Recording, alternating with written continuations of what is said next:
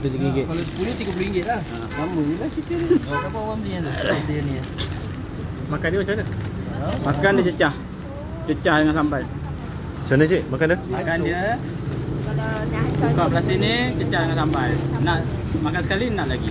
Ini berapa review. Payah lah. Try lah buka satu, tengok. Kopi putih. Kopi 434. Tengok orang dia tak ada maksud. Macam makan mami tu. 434 kopi muah. Memang.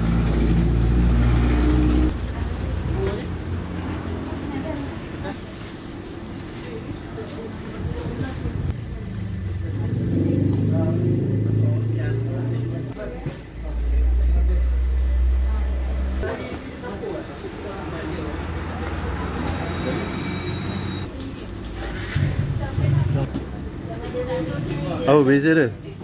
Masak terus siap ke? Dia letak serbuk ni, terus Tumis bawang juga ah. lepas tu masuk ikan, Apa? serbuk kari.